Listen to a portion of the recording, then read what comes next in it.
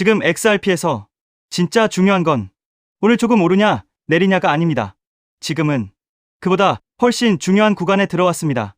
왜냐하면 지금 XRP 차트는 그냥 평범하게 흔들리는 차트가 아니라 큰 변동성이 터지기 직전처럼 보이는 아주 민감한 위치에 서 있기 때문입니다. 그리고 이 구간에서 대부분의 사람들은 뭘 하냐면요.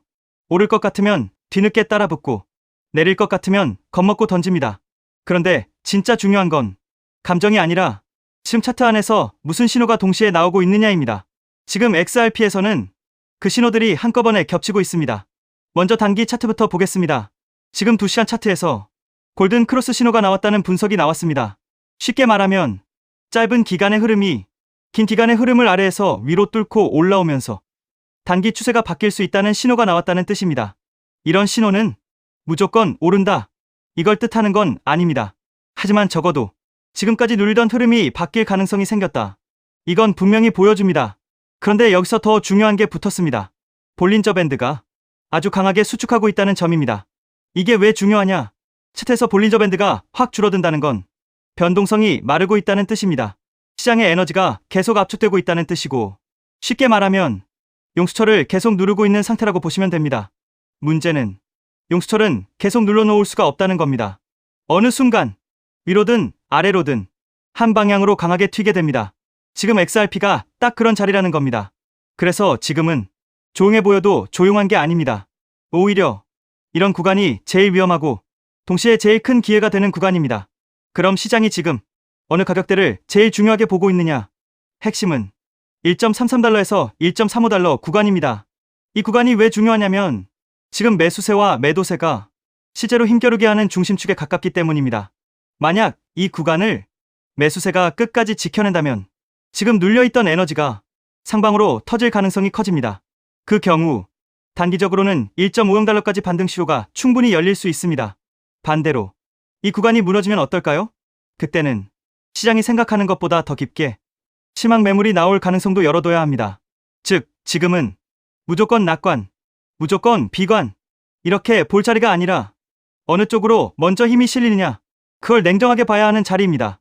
그런데 여기서부터가 조금 더 흥미롭습니다. 차트만 보면 애매할 수 있는데 수급 쪽 데이터를 보면 지금 분위기가 훨씬 더 긴장감 있게 보입니다. 최근 XRP 선물 유동성이 무려 1000% 넘게 급증했다는 분석이 나왔습니다. 이건 그냥 숫자만 큰 게 아닙니다. 이 말은 시장 참여자들이 곧 큰 움직임이 나올 가능성에 엄청 민감하게 반응하고 있다는 뜻입니다. 선물 쪽 유동성이 이렇게 급증하면 대체로 시장은 조용히 끝나지 않습니다. 위로 크게 흔들리든 아래로 강하게 밀리든 변동성이 살아날 확률이 높아집니다. 그리고 이런 타이밍에 굉장히 많이 보는 게 고래들의 움직임입니다. 지금 데이터상으로는 고래들이 상당한 물량을 계속 모아온 흐름이 보입니다. 큰 손들이 조용히 모으고 있다는 건 분명 긍정적으로 볼 수 있는 부분입니다. 왜냐하면 진짜 큰 돈은 공포가 큰 자리에서 움직이는 경우가 많기 때문입니다. 사람들이 겁먹고 차트가 불안할 때 오히려 큰 자금이 아래에서 받아가는 그림이 시장에서 자주 나옵니다. 그리고 최근에는 약 2억 달러 규모 추가 매집 이야기까지 나오면서 지금 이 가격대에서 누군가는 계속 모으고 있다, 이 해석이 더 강해졌습니다. 여기서 또 하나 중요합니다. 거래소에서 XRP가 빠져나가는 흐름이 보인다는 점입니다. 이건 보통 짧게 던지려고 거래소에 올려놓기보다는 밖으로 빼서 더 길게 들고 가려는 의도로 해석되는 경우가 많습니다. 즉, 단순히 사고 있다를 넘어서 쉽게 팔 생각 없이 모으고 있다, 이런 해석까지 가능해지는 겁니다. 그런데 여기서 끝이 아닙니다.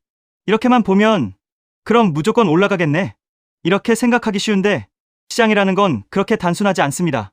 왜냐하면 지금 XRP 위에는 꽤 무거운 상단 매물 부담도 같이 걸려있기 때문입니다. 현재 가격대 기준으로 상당한 규모의 XRP가 아직 손실 구간에 물려있는 상태라는 분석이 나왔습니다. 쉽게 말하면 위쪽에는 본전만 오면 팔겠다, 이렇게 생각하는 물량이 두껍게 쌓여 있을 수 있다는 뜻입니다. 이게 왜 무섭냐? 아래에서는 고래가 모으고 있어도 위로 올라갈수록 기다렸다는 듯이 매도 물량이 나올 수 있기 때문입니다. 그래서 지금 XRP는 보기보다 훨씬 복잡한 자리입니다. 밑에서는 누군가 죽고 있고 위에서는 누군가 탈출하려고 기다리고 있고 선물 시장에서는 변동성 기대가 커지고 있고 차트는 용수철처럼 눌려 있습니다. 이러면 시장은 결국 한번 크게 흔들릴 가능성이 높습니다. 그리고 또 하나, 지금 차트 쪽에서 나오는 강세 신호가 골든 크로스 하나만이 아닙니다. 컵앤핸들 패턴 이야기, 강세 다이버전스 이야기도 같이 나오고 있습니다. 이걸 쉽게 말하면 바닥을 다지고 한번 눌렸다가 다시 위로 갈 수 있는 형태의 가능성이 여전히 살아있다는 뜻입니다. 특히 강세 다이버전스는 가격 흐름은 약해 보이는데 보도 지표는 오히려 덜 약하거나 좋아지는 모습이 나올 때 주목합니다. 이건 자주 겉으로 보이는 공포보다 안쪽 힘이 더 남아있다, 이런 신호로 해석되곤 합니다. 즉, 표면만 보면 XRP가 아직 답답해 보일 수 있습니다. 하지만 안쪽 데이터까지 같이 보면 이거 생각보다 쉽게 끝날 자리가 아닌데 라는 해석이 충분히 나옵니다. 그럼에도 불구하고 지금 당장 확신을 조심해야 하는 이유가 있습니다. 바로 파생시장입니다. 현재 펀딩비가 마이너스로 돌아선 부분이 보입니다. 이건 무슨 뜻이냐? 시장 참가자들 중에서 하락 쪽에 베팅하는 쪽이 더 우세하다는 의미입니다. 즉, 아직 시장 전체가 이제 올라간다, 이렇게 강하게 확신하는 단계는 아니라는 겁니다. 오히려 의심하고 있고 경계하고 있고 아직은 아래를 보는 시선도 꽤 많습니다. 이게 나쁜 것만은 아닙니다.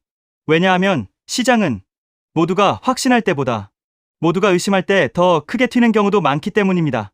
특히 숏 포지션이 쌓여있는 상태에서 핵심 저항을 강하게 돌파하면 그때부터는 분위기가 완전히 달라질 수 있습니다. 지금 시장에서 위쪽으로 중요하게 보는 가격은 1.37달러, 그리고 그 위로는 1.48달러입니다. 1.37달러를 뚫고 1.48달러까지 제대로 돌파해버리면 그때는 단순 반등이 아니라 숏포지션 청산이 연쇄적으로 붙으면서 위로 속도가 확 붙을 수 있습니다. 그 경우 단기적으로 1.70달러대까지도 한 번에 열릴 수 있다는 시나리오가 나오는 이유가 바로 여기에 있습니다. 물론 여기서 중요한 건 무조건 간다가 아닙니다. 중요한 건 지금 구조가 한번 방향이 정해지면 생각보다 크게 움직일 수 있는 구도라는 겁니다. 그래서 지금 XRP를 볼 때 많은 분들이 실수하는 게 있습니다. 캔들 하나하나에 너무 감정적으로 반응하는 겁니다. 조금 오르면 이제 출발이라고 하고 조금 내리면 끝났다고 합니다. 그런데 진짜 중요한 건 지금 같은 자리에서는 작은 출렁임이 아니라 그 안에 압축된 에너지가 어디로 터지느냐입니다. 그리고 지금까지 나온 신호들을 종합해보면 분명히 조심할 부분은 있습니다. 1.33달러 지지 구간은 중요하고 상단에는 손실 매물 부담도 있고 파생시장 심리도 아직 완전히 강세는 아닙니다. 하지만 반대로 좋은 재료도 너무 많습니다. 골든 크로스, 볼린저 밴드 수축, 고래 매집, 거래량 급증, 검색량 급등, 거래소 외부 유출, 강세 패턴 유지, 이런 것들이 한꺼번에 같은 구간에서 겹친다는 건 절대 가볍게 볼 일이 아닙니다. 시장은 늘 아무 일도 없어 보일 때 가장 큰 준비를 끝내는 경우가 많습니다. 그리고 지금 XRP는 그 준비 구간에 꽤 가까워 보입니다. 아직 완전히 확인됐다고 말할 수는 없습니다. 하지만 적어도 이 차트와 수급 구조를 보면 리플이 쉽게 무너지는 그림보다는 한번 강하게 방향을 잡을 가능성을 계속 열어두게 됩니다. 특히 1.33달러에서 1.35달러를 지켜내고 위쪽 저항까지 차례로 밀어붙이는 그림이 나온다면 그때부터는 시장이 XRP를 보는 시선 자체가 달라질 수 있습니다. 지금은 조용한 듯 보여도 실제로는 에너지가 굉장히 강하게 압축된 상태입니다. 그리고 이런 구간은 터질 때 정말 빠릅니다. 그래서 저는 지금 XRP를 그냥 심심한 횡보 구간으로 보지 않습니다. 오히려 큰 변동성의 문 앞에 서 있는 자리로 봅니다. 그리고 그 문이 위로 열리기 시작하는 순간 리플은 다시 한번 강한 상승 기대감을 시장 전체에 보여줄 가능성이 충분히 있습니다. 결국 지금 XRP의 핵심은 하나입니다. 무너질 자리냐 아니면 폭발할 자리냐. 지금까지 나온 신호들을 보면 리플은 아직 끝난 게 아니라 오히려 강한 상승으로 이어질 가능성을 계속 키우고 있는 쪽에 더 가깝습니다. 여기에 더해 또 중요한 내용, SEC 소송이 사실상 완전 종식되었습니다. 이 소송이 끝난다는 것은 단순한 사건 종료가 아닙니다. 리플 채택이 본격적으로 증가할 수 있는 출발점이 된다는 의미입니다. 그렇게 되면 리플의 파트너사들, 특히 금융권에서 리플 시스템을 도입하는 흐름이 마치 밀물처럼 빠르게 확대될 가능성이 있습니다. 여기서 한 가지 생각해볼 질문이 있습니다. 금융권이 정말 리플을 채택하기 시작하면 어떤 변화가 일어날까요? 그런데 금융권의 요구는 생각보다 단순하지 않습니다. 국가마다 규제가 다르고 지역마다 금융 환경이 다르기 때문입니다. 이러한 다양한 요구를 하나하나 대응하려면 리플 역시 지금보다 훨씬 높은 확장성을 확보해야 합니다. 그래서 자연스럽게 리플에게도 레이어 2라는 개념이 굉장히 중요한 요소로 떠오르게 됩니다. 리플레저를 활용하면 국가와 국가 사이에서 자산을 이동시키는 것이 가능해집니다. 그리고 그 자산 이동 기록은 모두 리플레저 원장에 투명하게 기록됩니다. 여기서 또 하나 궁금해집니다. 이 시스템이 실제 금융권에서 사용된다면 얼마나 많은 자산이 이동하게 될까요? 리플레저를 통해 이동할 수 있는 자산은 단순히 암호화폐만을 의미하지 않습니다. 디지털 자산은 물론이고 앞으로 시작될 전 세계 은행들의 현금 자산까지도 이 시스템을 통해 이동할 수 있습니다. 이처럼 XRP가 글로벌 금융기업들과 사업을 확장해 나가기 위해서는 반드시 필요한 구조가 있습니다. 그것이 바로 레이어2입니다. 레이어2 없이 사업 확장을 시도한다면 언젠가는 한계에 부딪힐 수밖에 없습니다. 레이어1과 레이어2는 서로 경쟁하는 구조가 아니라 하나의 생태계를 만드는 공생 관계입니다. 여기서 중요한 질문이 하나 있습니다. 전 세계 은행들이 사용하는 시스템이라면 얼마나 다양한 기능이 필요할까요? 이 생태계가 커질수록 전 세계 은행들이 요구하는 다양한 기능을 제공할 수 있습니다. 그래야 생태계 자체가 스스로 돌아갈 수 있는 자생력을 가지게 됩니다. 즉, 뿌리가 깊은 구조를 만들어 어떤 서비스가 등장하더라도 자체적으로 처리할 수 있어야 합니다. 그래야 리플이 단순한 코인이 아니라 하나의 플랫폼으로 성장할 수 있습니다. 그리고 그렇게 되어야 리플은 장기적으로 살아남을 수 있습니다. 그래서 레이어2는 단순한 보조 기술이 아닙니다. 레이어2를 통해 리플의 확장성과 범용성을 높여줘야 리플 기반 블록체인 사업들이 대거 등장하게 됩니다. 그리고 그렇게 사업들이 늘어나면서 비로소 하나의 생태계가 완성됩니다. 여기서 또 하나 중요한 질문이 생깁니다. 생태계가 커질 때 가장 큰 수혜를 보는 것은 무엇일까요? 여기서 코인 시장에 아주 흥미로운 특징 하나가 있습니다. 레이어2 코인들은 리플이 10배 상승할 때 수백 배 상승 기회를 얻을 수 있는 공생 구조를 가지고 있다는 점입니다. 그래서 많은 투자자들이 이 구조를 투자 전략으로 활용하기도 합니다. 이 원리는 주식 시장에서도 비슷한 사례를 볼 수 있습니다. 전기차 테마의 대형주였던 삼성 SDI가 약 15배 상승할 때 소형주였던 에코프로는 무려 700배 상승을 보여줬습니다. 같은 산업에 속해 있지만 상승률은 완전히 달랐습니다. 이것이 바로 생태계 구조의 특징입니다. 레이어1인 이더리움이 2배 상승할 때 레이어2 코인들이 수천 배 상승하는 현상은 이미 오래전부터 코인 시장에서 반복되어 왔습니다. 또 다른 예도 있습니다. 비트코인은 레이어1입니다. 하지만 속도와 수수료 문제 때문에 실제 거래용 화폐로 사용하기에는 한계가 있습니다. 그래서 한 가지 질문이 생깁니다. 이 문제를 해결하기 위해 어떤 기술이 등장했을까요? 그 문제를 해결하기 위해 등장한 프로젝트가 있습니다. 바로 스택스입니다. 레이어2인 스택스는 비트코인의 속도와 수수료 문제를 개선했습니다. 비트코인과 레이어2 코인은 상승할 때 같이 상승합니다. 하지만 상승률은 완전히 다릅니다. 레이어1인 비트코인이 2023년 10월 대비 2024년 3월까지 약 190% 상승할 때 레이어2 코인인 스택스는 같은 기간 동안 무려 750% 상승했습니다. 그래서 자연스럽게 이런 결론이 나옵니다. 만약 XRP가 앞으로 10배 상승한다면 리플 레이어2 코인들은 100배, 1000배 상승 가능성도 충분히 기대할 수 있다는 것입니다. 여기서 이제 가장 중요한 질문이 생깁니다. 그렇다면 리플 생태계에서 레이어2 역할을 하는 코인은 무엇일까요? 첫 번째로 제가 우리 구독자분들께 소개해드릴 리플 관련 코인은 더 루트 네트워크, The Root Network입니다. 루트 네트워크 홈페이지를 보면 XRP Ledger Integration, 즉 다양한 블록체인을 XRP 레저로 통합하는 기능을 설명하고 있습니다. XRP 사용자들이 다른 코인들을 XRP 레저 환경에서도 사용할 수 있도록 확장해주고, 이 과정에서 루트 네트워크가 브릿지 역할을 하는 리플 전용 크로스체인 솔루션이라는 것을 확인할 수 있습니다. 그래서 리플 홀더라면 반드시 알아둘 필요가 있는 프로젝트입니다. 또 하나 중요한 특징이 있습니다. 바로 블록 리워드입니다. 리워드는 블록체인 네트워크 유지에 기여하는 채굴 활동에 대한 보상인데, 이 보상이 XRP로 지급됩니다. 즉, 루트 네트워크의 기축 통화가 XRP라는 의미입니다.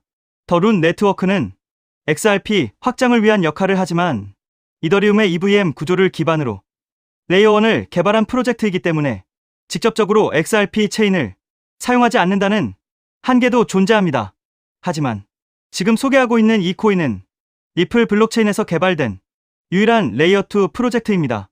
그래서 향후 XRP가 10배 상승한다면 이 코인은 100배, 1000배 상승 가능성도 충분히 기대해 볼 수 있습니다.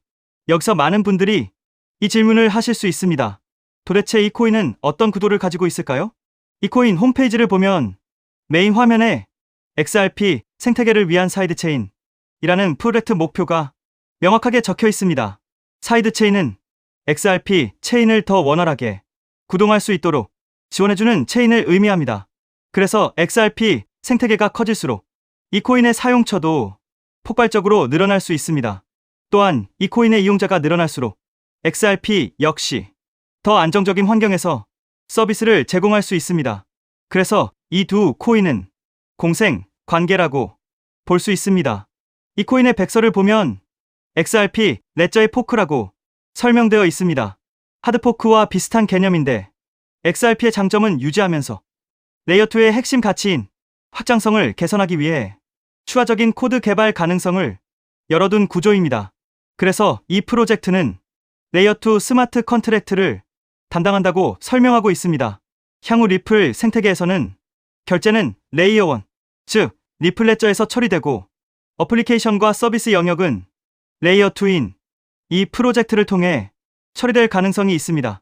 사실 이 부분 때문에 리플 기술 커뮤니티에서는 하나의 우려가 나오고 있습니다. 앞으로 이 코인으로 수요가 너무 많이 몰릴 수 있다는 것입니다. 레이어 2는 블록체인이라는 뿌리 위에서 꽃과 열매 역할을 하는 블록체인 애플리케이션들을 연결하는 역할을 합니다. 그런데 이 중요한 연결 구조가 거의 코인 하나에 집중되어 있습니다. 그래서 기술자 커뮤니티에서는 이 코인이 혹시 XRP보다 더 커질 수도 있는 것 아니냐는 우려까지 나오고 있습니다. 이에 대해 리플 CTO인 슈와르츠는 이렇게 이야기합니다. 새로운 체인이 등장한다고 해서 기존 체인의 가치가 떨어질 것이라고 걱정하는 것은 지금 걱정할 문제가 아니라는 것입니다. 즉, 이 코인이 너무 커질 것을 걱정하는 기술자들의 우려에 대해 리플 CTO가 직접 나서 진정시키고 있는 상황입니다. 이 장면만 봐도 이 프로젝트가 얼마나 중요한 위치에 있는지 충분히 알 수 있습니다. 이 코인은 재작년 12월에 출시된 아직 2년도 되지 않은 초기 프로젝트입니다. 현재 가격은 약 166원, 그리고 시가총액 역시 약 60억 수준입니다. 리플 XRP의 시총이 약 45조라는 점을 생각하면 아직 700분의 1도 되지 않는 저평가 영역이라고 볼 수 있습니다. 또한 전체 물량의 98% 이상이 이미 유통되어 있기 때문에 개발팀의 물량 언락으로 인한 추가 하락 위험도 크게 걱정할 필요는 없습니다.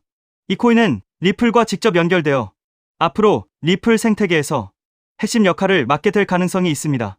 그래서 리플 CTO의 집중적인 관리도 받고 있습니다. 그런데 아직까지 저평가 상태인 이유가 있습니다.